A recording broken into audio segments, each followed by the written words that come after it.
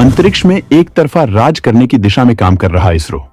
चंद्रमा में बनाएगा अपना एडवांस स्पेस स्टेशन, लॉन्च होंगे अंतरिक्ष यान।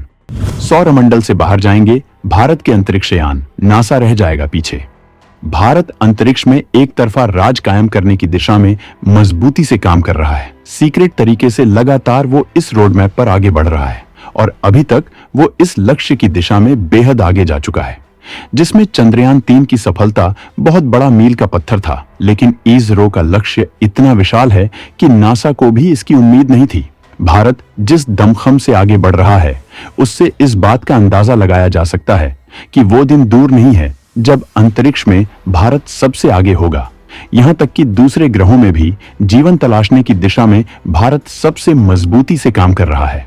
भारत का मकसद केवल जमीन से सैटेलाइट्स की लॉन्चिंग नहीं है, बल्कि भारत चांद में भी अपना एडवांस अंतरिक्ष स्टेशन बनाने जा रहा है, जहां से धड़ाधड़ अंतरिक्षयान की लॉन्चिंग की जाएगी और दुनिया के तमाम प्लैनेट्स में जीवन की तलाश की जाएगी।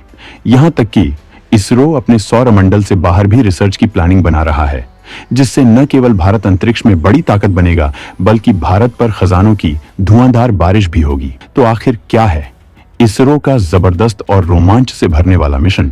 इस बारे में सारी डिटेल केवल कुछ मिनटों में जानने के लिए बिना स्किप किए वीडियो को आखिरी तक देखिए। लंबी दूरी की अंतरिक्ष यात्रा के लिए तैयार होंगे एडवांस व्हीकल। अंतरिक्ष टूरिज्म और मून टूरिज्म पर किया जा रहा मजबूत काम। दमदार अंतरिक्ष प्रोग्राम के जरिए भारत को किया जाएगा मालामाल। भारत अपने स्पेस प्रोग्राम के लिए बेहद संजीदगी से काम कर रहा है। स्पेस में भारत का मिशन इतना तगड़ा है कि इसके आगे चीन तो क्या, अमेरिका का नासा भी फीका पड़ जाएगा। इसरो ने अपने अंतरिक्ष मिशन को कई स्टेप में डिवाइड किया है, जिसमें near term goal, mid term goal और लॉन्ग टर्म गोल आते हैं। जबकि इसके बाद भी इसरो का बड़ा लक्ष्य है। तो इस वीडियो में हम एक एक करके हर स्टेज के बारे में हम आपको बताने जा रहे हैं। नियर टर्म गोल के तहत भारत गगनयान मिशन को लॉन्च करेगा और अंतरिक्ष टूरिज्म को विकसित करेगा। इस मिशन को पूरा करने के लिए NGLV जैसे रॉकेट्स को विकसित किया जा रहा है, जबकि तमाम आधुनिक स्पेस तकनीकियों को विकसित किया जा रहा है। अगर हम गगनयान मिशन की बात करें तो गगनयान कोई ऐसा मिशन नहीं है कि केवल कुछ लोगों को अंतरिक्ष में भेजकर भारत खुशी मना सके और शांत होकर बैठ जाए, बल्कि इसका आखिरी लक्ष्य स्काई लैब है। चीन जिस तरह से अंतरिक्ष में खुद का स्काई लैब बनाकर अपनी धमक दिखा रहा है और अंतरिक्ष में खुद को ताकतवर बनाने में लगा है, इसी वजह से भारत के लिए जरूरी हो गया है कि अंतरिक्ष में अपनी ताकत को मजबूत बनाने के लिए खुद का स्काई लैब तैयार करे। वैसे भी भारत की अंतरिक्ष एजेंसी इसरो शांत बैठने वाली नहीं है। सरकार इसे खासा बजट देती है, जिससे वो देश दुनिया के लिए तमाम शोध कर सके और अपने मिशंस को अंजाम दे सके। मोदी सरकार के लगातार प्रोत्साहन का नतीजा है कि इसरो एक के बाद एक मिशनों को पूरा करने में लगा है और वो अंतरिक्ष में अपने खुद के स्टेशन की तैयारियों में जुटा हुआ है। और गगनयान बस इसी लक्ष्य के लिए बस एक स्टेप है। गगनयान के जरिए इसरो स्काई लैब की लगभग सारी तकनीकियों का परीक्षण कर लेगा। वहीं वो अंतरिक्ष में इंसानों के लिए किन किन चीजों की जरूरत पड़ सकती है, इस बारे में भी सब कुछ जान सकेगा। 2040 तक चांद पर इंसान को भेजने की कोशिश में इसरो काम कर रहा है, लेकिन इससे पहले 2035 में ही भारत के अपने स्काई लैब के धरती की कक्षा में स्थापित हो जाने की उम्मीद है।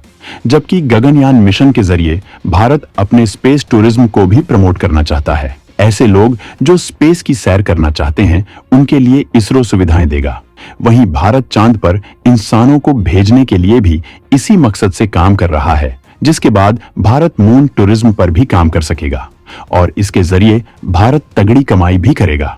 इसी तरह के मकसद के लिए भारत NGLV जैसे ताकतवर रॉकेट विकसित कर रहा है, जो लंबी दूरी तक अंतरिक्षयान को ले जा सकेंगे, कि जबकि तमाम तकनीकियों के जरिए इन्हें अत्याधुनिक भी बनाया जा रहा है।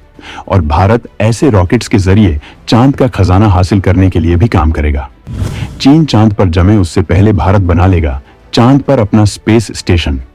धरती से नहीं, फिर चांद से लॉन्च किए जाएंगे दूसरे प्लैनेट्स के लिए अंतरिक्षयान। चीन चांद पर कब्जे के लिए साजिश कर रहा था, लेकिन भारत उससे भी तेजी से अंदर ही अंदर काम कर रहा है और अपने स्पेस प्रोग्राम के मिड टर्म गोल के तहत वो चांद पर पहले भारतीय की लैंडिंग कराएगा, जबकि चांद पर अपना बेस भी बनाएगा।